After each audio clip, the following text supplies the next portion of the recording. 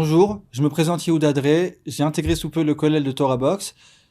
J'ai étudié pendant plusieurs années dans les yeshivot en Israël et j'aimerais, si Dieu veut, vous faire part maintenant d'un petit commentaire sur la paracha de Nitzavim, histoire que ça puisse apporter un renforcement à nous tous, surtout à l'approche des fêtes de Tishrei. Dans la paracha de la semaine, nous voyons que Moshe Rabbeinu réunit tous les bénis Israël dans un ordre hiérarchique, c'est-à-dire on voit d'abord qu'il y a les chefs de nation, ensuite il y a les chefs de famille, et etc. Quel est le but de ce rassemblement ? La Torah nous dit que le but de ce rassemblement, c'est pour qu'on puisse entrer dans une alliance, les bénis Israël avec Hachem, c'est-à-dire qu'Hachem c'est notre Dieu et nous sommes le peuple qui doit le servir. Maintenant, la question qui est évidente, c'est que de quelle alliance on en parle exactement ? C'est-à-dire on a déjà eu une alliance sur le mont Sinaï, où on a été proclamé le peuple d'Hachem qui doit le servir et Hachem est notre Dieu. Alors pourquoi maintenant refaire une alliance ? On se marie pas deux fois. Un contrat, on ne fait jamais deux fois. Donc pourquoi et surtout la Torah, elle va pas commencer à s'amuser à écrire des choses dont on n'a pas la peine. Donc maintenant, pourquoi prendre le temps d'écrire une paracha et nous reparler d'une alliance ? Le Kli Yakar nous explique que sur le mont Sinaï, alors qu'il y a eu la faute du veau d'or, la faute du veau d'or a annulé l'alliance qu'il y a eu entre les bénis Israël et le peuple juif. La question qui se pose, c'est qu'est-ce qui s'est passé exactement dans cette faute ? Qu'est-ce qu'il y a de si profond que ça dans cette faute pour que l'alliance ait été annulée ?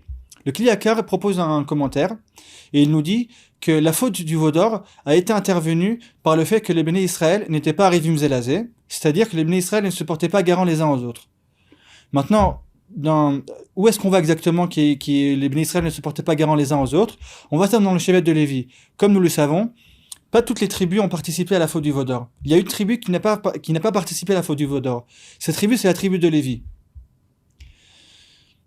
Maintenant, c'est vrai que la tribu de Lévi n'a pas fauté, mais il y a toujours un reproche sur la tribu de Lévi. C'est quoi le reproche ? C'est extrêmement louable le fait qu'ils n'aient pas fauté. C'était extrêmement dur à l'époque, surtout à leur niveau. Genre, les bénis Israël, c'était ce qu'on appelle dans la Gemara d'Ordéa, une dor de sagesse. Alors le fait qu'ils aient réussi à pas prendre part à la faute, c'est une chose extrêmement louable. Maintenant, il y a toujours un reproche. C'est quoi le reproche ? C'est le fait que les Lévim, la tribu de Lévite, n'a pas réprimandé les bénis Israël sur la faute. C'est-à-dire, c'est quoi exactement être garant ? Garant, c'est-à-dire que si par exemple maintenant il y a une personne qui a pris un prêt, on va dire par exemple de 10 000 euros, et moi je me porte garant pour la personne, pour que si jamais elle paye pas sa dette, c'est moi qui dois lui payer la dette. Moi, je ferai tout mon possible pour qu'elle paye sa dette, parce que je sais que si maintenant elle va pas payer sa dette, c'est moi qui vais être obligé de payer sa dette. Et si la tribu de Lévi, elle avait vraiment cette conscience, elle avait vraiment une prise de conscience que la faute des autres peuvent nous impacter aussi, alors on serait pas arrivé à cette faute du veau d'or. C'est-à-dire ce qu'on apprend de là, on apprend un grand yesod, on apprend une grande chose. On apprend qu'on vit pour un klal, c'est-à-dire on est tous dans le même bateau. On vit pas pour soi, et si moi je me comporte bien, et maintenant l'autre il peut faire ce qu'il veut, et l'autre il peut faire ce qu'il veut, et je m'en fiche. Non, c'est-à-dire on est tous soudés les uns aux autres. Et c'est pour cette raison que malheureusement il y a eu la faute du veau d'or, c'est-à-dire ça arrivait à l'idolâtrie. C'est-à-dire que si les Lévim avaient cette conscience d'un peuple soudé, on ne serait pas arrivé à cette idolâtrie. Et c'est pour ça que dans notre paracha, on nous parle d'une nouvelle alliance. C'est-à-dire l'alliance qui est expliquée ici, c'est une alliance, c'est surtout pour les bénis Israël. C'est une alliance surtout pour nous tous, le peuple juif, qu'on soit soudés les uns aux autres. Maintenant, c'est extrêmement important de faire attention aux autres, etc. Mais il faut vraiment que ce soit dans un ordre. De même qu'on a vu dans la paracha qu'il y a d'abord les chefs de nation, ensuite il y a les chefs de famille. C'est-à-dire d'abord un homme avec sa femme, par exemple. Un homme avec sa femme doit toujours faire extrêmement attention qu'il ne vit pas seul et qu'il y a une personne en face de lui. Et que si la personne en face ne se sent pas bien, c'est lui qui doit se sentir pas bien. Ensuite, c'est les parents envers leurs enfants. C'est-à-dire, on peut pas dire, moi, je vis ma vie, les enfants, ils font ce qu'ils veulent. Non, c'est-à-dire, on a une responsabilité sur nos enfants. Et c'est-à-dire, si maintenant il y a un problème chez un des enfants, le problème, il est chez moi aussi. Il faut qu'on puisse vraiment le ressentir. Et ensuite, chacun à son niveau.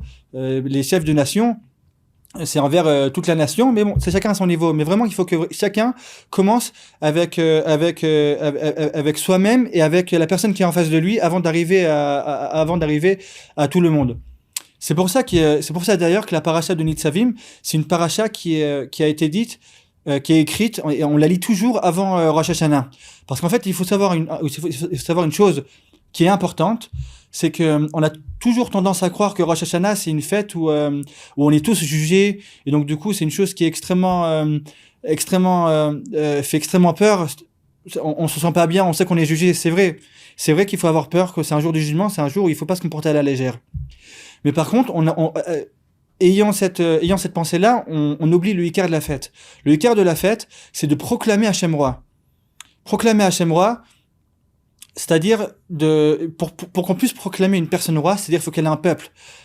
Un roi sans peuple n'est pas un roi. Et maintenant, c'est pour ça que la paracha de cette semaine, elle est lue avant Rosh Hashanah, pour vraiment qu'on prenne conscience que cette fois-ci on rentre dans une alliance, et qu'on soit tous unis les uns envers les autres, histoire qu'on soit tous un peuple. Étant donné, si maintenant on est tous un peuple, alors là on pourra avoir les ustensiles pour proclamer Hachem roi.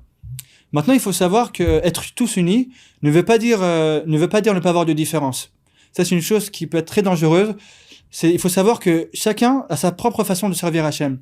C'est connu que quand on est dans une foule, dans une masse, on pourrait tendance à perdre sa personnalité. Et tout le travail à faire, c'est vraiment ne pas perdre sa personnalité, et chacun avec nos différences, servir Hachem, et chacun avec ses différences, être unis. Je vais donner un exemple. Par exemple, on voit dans Yitzhak et Rivka, ils ont prié pour avoir des enfants, et il y a marqué que la prière de Yitzhak n'a pas été exaucée. La prière de Rivka n'a pas été exaucée, mais la prière d'Yitzhak a été exaucée. Pourquoi?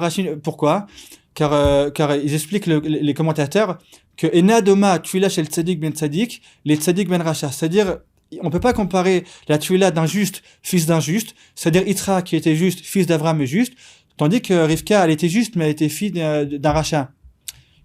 Une personne qui n'était pas juste. La question qui se pose, c'est qu'apparemment, c'est pas logique.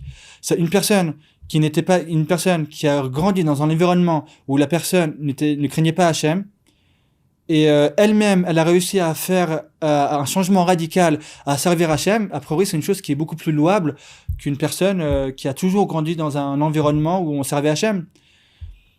Les commentateurs expliquent qu'en fait, c'est bien le contraire. C'est que c'est vrai qu'une personne qui a vécu dans un environnement où on servait pas Hachem, et elle-même elle a décidé de faire un changement radical, c'est une chose qui est extrêmement forte. Mais il faut savoir qu'une personne, quand on parle d'un tzaddik ben tzaddik, un juste fils de juste, ça veut dire que le juste, il arrive à servir Hachem et à trouver sa propre façon de servir Hachem. Comme on sait, c'est-à-dire que Avraham Avinu, il avait la médaille du Chesed. Yitzhak, il a réussi à ne pas copier sur son père, à servir Hachem de la même façon. Mais il a réussi à trouver un autre derrière pour servir Hachem, c'est la rigueur, le din. Et c'est une chose qui est extrêmement difficile, et c'est une chose qu'on doit tous, si Dieu veut, c'est-à-dire malgré le fait qu'on est tous unis, mais que chacun puisse, à l'instar de Yitzhak, trouver son propre chemin dans le derrière Hachem. Voilà, j'espère que ce petit chidouche va pouvoir vraiment nous renforcer. Et je vous souhaite à tous Shabbat Shalom.